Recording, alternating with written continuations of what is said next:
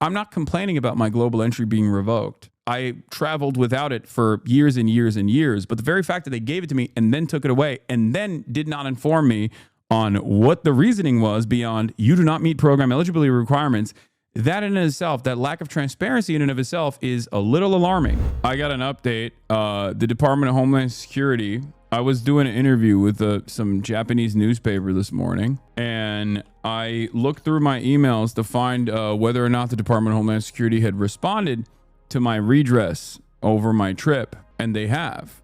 They have responded. Actually, as a matter of fact, they responded this past Monday. But in the process of their response, I also found out that a while back, they had also revoked my global entry. So I finally got a response back from the Department of Homeland Security, but they had already taken away my global entry clearance months prior. You know, they revoked it before my entry, and I didn't even know. And what's even crazier is at no point did they even mention that they had revoked my global entry. They don't even mention it in the redress letter. In the redress letter, I actually mentioned that I have global entry and I'm a known traveler, you know, because for those of you who don't know, global entry is a Department of Homeland Security protocol where you go there, they look through your whole criminal background, including like even if you've ever been arrested, it literally shows up. Even if you've been arrested and it never actually dings on your record because you were arrested 10 years ago, as I was, that still shows up. It's the most comprehensive database that they have. And after looking through that, there's an interview process. You do the interview process. They ask you questions about it, whatever. And they give you a card. I have the card, a known traveler, like a global entry pass. Like you could literally have this card with you when you're traveling in most circumstances. And it basically plays the same role as a passport or identification. It's like Disney Fast Pass. When were you arrested? 2013. It's been a long time ago. It's irrelevant. And I never got charged or convicted with anything. I never even got prosecuted. In any case, that means that the Department of Homeland Security looked through your entire, your entire profile, all this stuff, and decided that I am fine to get expedited access into the country and not sit in the same line.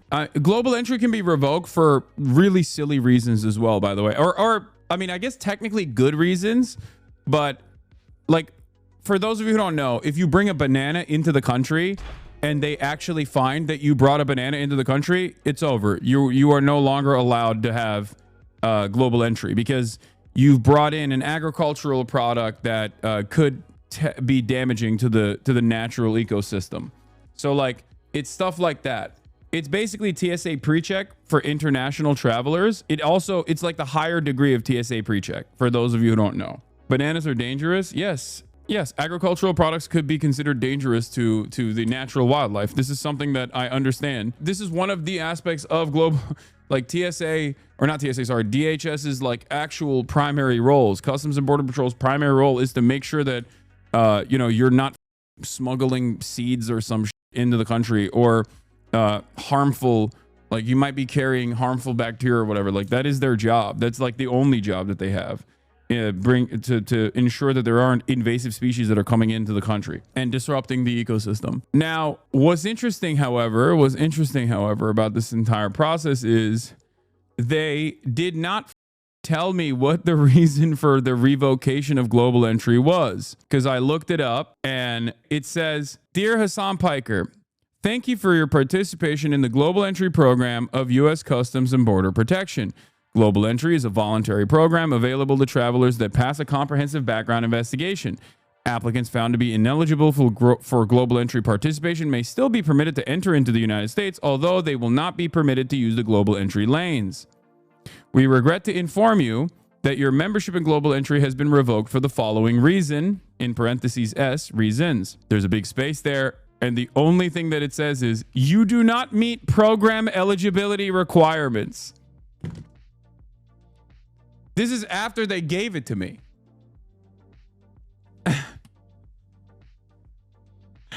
So that's it. I got conditional approval before, way before Trump. I got conditional approval in 2024. I got a full-blown approval notification on after Donald Trump's inauguration on 2/6, and then the revocation on 3/5. And I didn't even know that it was revoked. And it's really interesting because when I entered the country through global entry, they didn't even actually tell me that I didn't have global entry. At no point in that detention did they ever say, I don't have global entry. When the Customs and Border Patrol, when the Department of Homeland Security released a statement, they didn't say, like, it was not even a consideration at all, which is very interesting. In any case, it's not that significant. The global entry revocation is not that significant. They also, like I was saying, the only reason why I found out about this is because I was looking through my email to see what my redress, I found my trip redress from the Department of Homeland Security, where 2 days ago on Monday, June 9th, sorry, not 19th, I apologize. And basically, the entire letter for the trip redress inquiry, it's like more obscure than like a Twitch TOS ban. Okay, you know how people complain about Twitch not giving you information, like detailed information on why you got banned and it is literally identical. It just offered me a wholesale list of reasons for why people get stopped. I'm gonna read it to you right now. Dear Hasan Piker, thank you for submitting your traveler inquiry form and identity documentation to the Department of Homeland Security Traveler Redress Inquiry Program, DHS TRIP. When DHS TRIP receives a redress inquiry, we conduct a thorough review of the matter. We consult and share information with other agencies when appropriate to relieve you from the burden of seeking redress of an agency by agency basis to address the issue that you identified in your application. We have found about 2% of DHS TRIP complainants actually have some connection to the terrorist watch list. Complaints most often arise either because the traveler's name and personal information is similar to the name and personal information of another person in the systems. This is actually what I hear most often from people. No. They're not saying I am related to the terrorist watch list. This is just a copy-paste statement that everybody gets. Calm down before you misunderstand it. This is a blanket statement that everyone receives when they write a complaint. This is all it is. It's boilerplate. It's not specific to me. You guys are failing to understand. DHS TRIP, this part is amazing, can neither confirm nor deny any information about you which may be within federal watch lists or reveal any law enforcement sensitive information. However, we have made any corrections to records that our inquiries determined were necessary, including, as appropriate, notations that may assist in avoiding incidents of misidentification. For your general information, here's how redress helps you when traveling. It's like, again, that's just general information. Give me why I got... I'm asking why I got specifically detained, and they're just like, listen, we can't confirm or deny what it is, but we've made necessary changes. When traveling by air or within the United States, DHS recommends that you provide your redress control number located at the top of this letter when making your reservations. Providing this information will help prevent misidentifications from occurring during security checks against government records and other information. Now, my name is Hasan Piker. I know that I am not I know that my name is not getting dinged on any sort of watch list because it's like similar to someone who's already on a terrorist watch list or something. Okay. Because that is very common. I've asked like a bunch of people, a lot of Muslims who have, you know, especially like Arab names that will oftentimes get stopped for this reason. Hasan Piker is not a common name at all. I mean, Hasan is, but Piker is a very unique last name. I know this because my grandfather literally chose it in the surname revolution in Turkey. Not exactly a common last name. There's the second page here, which is really funny. Despite these positive efforts, we cannot ensure your travel will be delay-free. The redress process does not affect other standard screening procedures in place at airports and borders. For example, an individual may be selected for additional screening in order to resolve a walk-through metal detector alarm because of random selection or other reasons. While this process may sometimes be stressful, we rely on the patience and cooperation and understanding of travelers in such cases. This is just boilerplate, okay? In your redress inquiry, you've raised concerns which fall under the purview of U.S. Customs and Border Protection. We attach the CBP's response to you on those specific concerns raised in your redress inquiry. Okay, that was from the Department of Homeland Security. So let's take a look at what the Customs and Border Patrol's response was, because the previous one we just read was DHS. Customs and Border Patrol says, Customs and Border Patrol is tasked with protecting our nation's borders as well as enforcing numerous laws, blah, blah, blah, blah, blah. Government agencies, including state and local enforcement, After careful review, we have determined that your global entry program membership was revoked because you do not meet the guidelines of the program for program participation. An individual is ineligible to participate in the trusted traveler programs if Customs and Border Patrol, at its sole discretion, determines that the individual presents a potential risk for terrorism, criminality, violating customs, agriculture, and/or immigration laws, or is otherwise not a low-risk traveler. This risk determination will be based in part on an applicant's ability to demonstrate past compliance with laws, regulations, or policies. Reasons why an applicant may not qualify for participation include, but is not limited to, this applicant provides false or incomplete information on the application. The applicant has been arrested for or convicted of any criminal offense or has denied firearms transactions, pending criminal charges, protection orders. Applicant has been found in violation of any customs, immigration, or agricultural regulations. Obviously, none of this works for me. This is, again, boilerplate, boilerplate, boilerplate. This is not, they're not saying I'm a terrorist. They're saying that if you are on a watch list, like these are some of the common reasons as to why people, you know, are no longer eligible to be on it. None of this applies to me. The whole point is that none of this literally applies to me at all. Unless there's something I don't know, like I'm a subject of an ongoing investigation or something. But once again, that would be ridiculous because I am a law-abiding citizen and have never done any crimes whatsoever. I wonder if this has something to do with the anti-Israel stuff specifically, because once again, as I told you, I got the application. I applied for global entry and became a known trusted traveler. In any case, so they gave me the global entry program. They gave me the access to the global entry program, and then they just fucking revoked it. They didn't even tell me about it in the detention. Only after I asked this redress inquiry do they reveal this. The Department of Homeland Security itself came out with a statement, and they didn't even mention it, which is crazy. And when I'm like, I mean, there's no reason for this revocation to begin with, especially because like I already had it. I had it and they revoked it. I believe I got the conditional approval on 3/29/2024. I got the approval notification on 2/6/2025.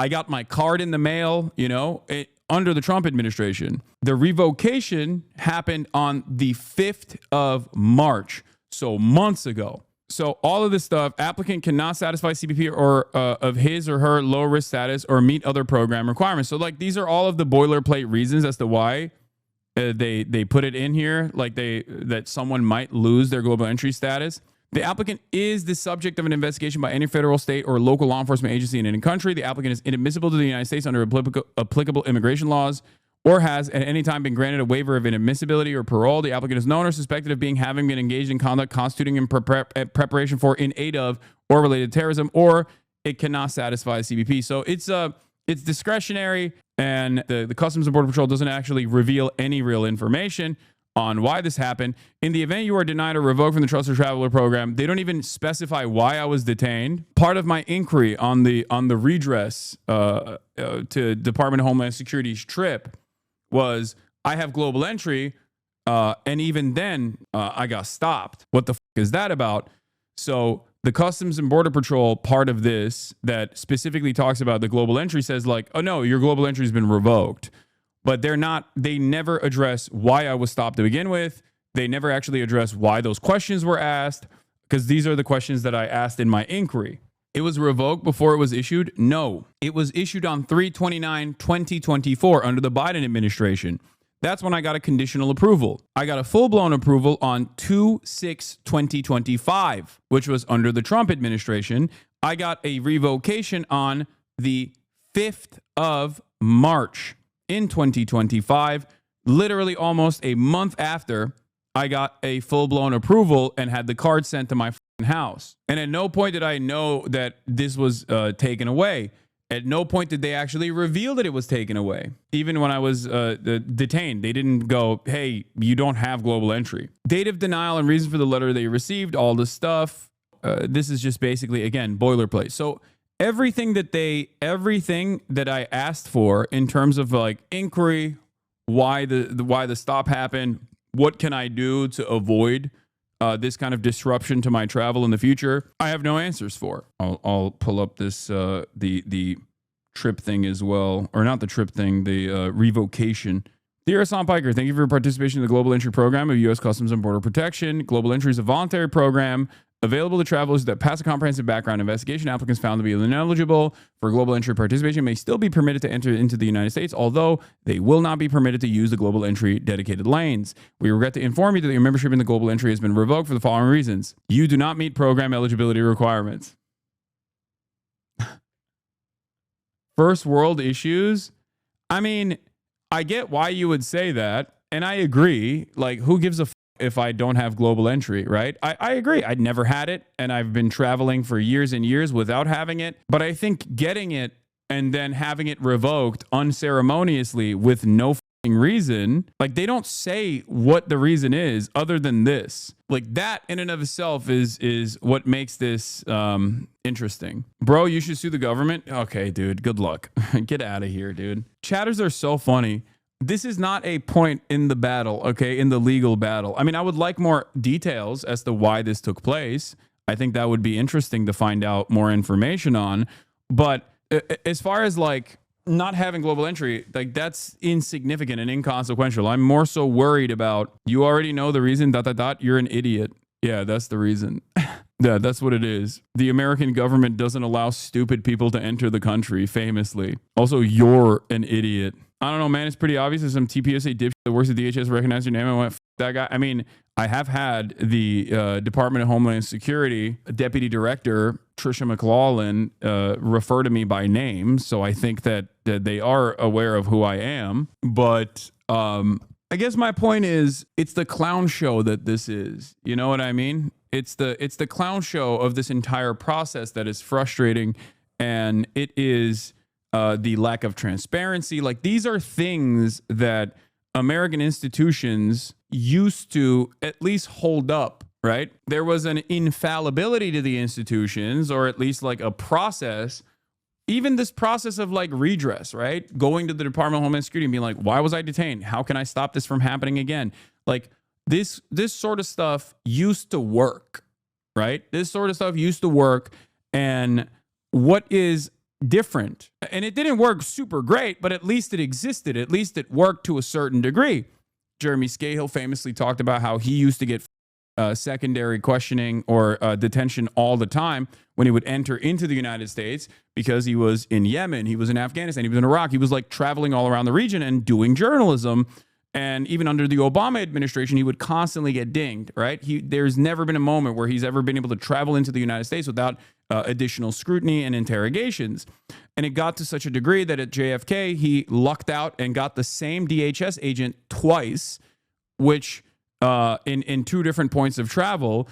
And then the agent was like, what the f is this? Why am I constantly having to interview you over the same questions? And then he went and changed it internally so the DHS wouldn't actually stop him in the future. But again, that process had some degree of transparency. Like you have the law needs to be abided by, and there is a reason why the law exists. There's a reason why the law determines that like there needs to be transparency in this process, that the federal government can't just like deny, especially when it's the government doing this. It's not a private company doing it, right? Like the Department of Homeland Security making this decision is infinitely more consequential than like a private business deciding to like ban you off the platform, right? Like there's no need for transparency. The transparency in that regard for a private corporation is at the discretion of the private corporation. But when it comes to the government making decisions like this, there is a reason why there has to be transparency, because it's the government. You're really wondering why our global entry was revoked, LMFAO, because you are in the U.S. with the luxuries? What the I think a lot of you are too stupid to recognize what I'm saying here, and it makes sense. You're a right-winger, so of course, right-wingers are not known for being intelligent.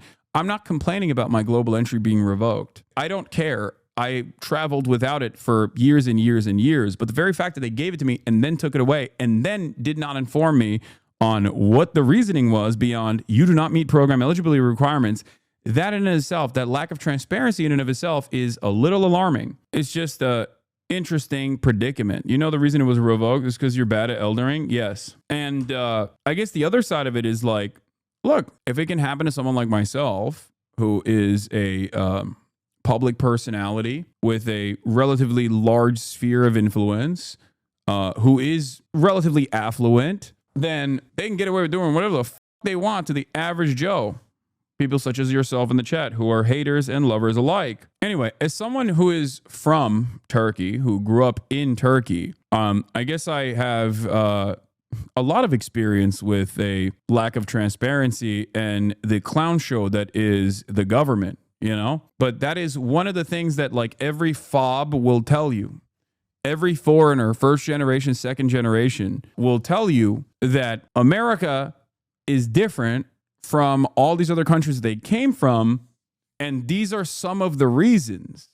Being able to one, have free speech and wave whichever country's flag you want to wave, for example, or even burn the American flag if you'd like to, and avoid government scrutiny for being a political dissident, and avoid prosecution for being a political dissident. These are things that don't exist in other countries, especially in developing nations, especially in countries that are countries like Turkey, for example, right? And even if there is any sort of like government intervention in your behavior in the United States of America, there's supposed to be a little bit of transparency and an opportunity for redress. And I think that is going away. That is going away, which is kind of interesting. You're the largest socialist media figure in America. They used to do a lot worse to suspect the communists in America. The period that existed in the last few decades of pretty liberal free speech is over, obviously, but this is not unique to American history. As capitalism decays, it'll only get worse. Freedom of speech in America is a relatively new thing, and how it's been enforced in the last few decades, I agree. I said this as well. I told you that, on numerous occasions, that the freedom of speech in America is a privilege. It's only a privilege that exists because America is not fearful of any sort of outside intervention, and not fearful of an organic, homegrown movement of socialism. It is not disruptive to the American bottom line, disruptive enough to the American bottom line until they decide it is disruptive. And at which point there will be no free speech, or at least free speech protections will not extend to disruptive speech that the government decides is not good, just as it did in the past, like the McCarthy trials against suspected communists. Red Scare. I'm just saying, it's on the books, it's technically a right, but in its application throughout periods of American history, it has been simply a privilege that has been considered not a right, but an amenity for those who don't step outside the line. I think that we experience the changes in government enforcement, even with like ICE agents wearing masks, like federal agents wearing masks while they're doing illegal detentions and trying to revoke due process so that they can continue rapidly accelerating these mass deportations. That is yet another example of this. Like, all of the things that we took for granted for like the past 30, 40 years is slowly but surely getting taken away from us. That's all it is. That's all I'm saying. And it is worrisome because as much as I criticize the United States of America, there are certain values and certain amenities, certain liberties that the American government offers that I've always defended, that I always consider to be good. There are aspects of liberalism and values that liberalism is supposed to maintain that I think are great. Some parts of our legal system I think are pretty solid. The big three that I always talk about is obviously free speech, even though there have been times when America has not been so defensive of that right unconditionally. The other one, of course, is due process. And last but not least, perhaps the most significant aspect of American identity and American, the most significant aspect that is positive of America is its diversity. And it's ironic that the Trump administration is not offering any new amenities or anything good to the American population and simply removing those last big three, slowly but surely. Do none of these things exist in Canada? No, they do to a certain degree. When I say America, I'm using a catch-all terminology, but like these are the bastion of liberal values that the Western world is supposed to identify with and defend.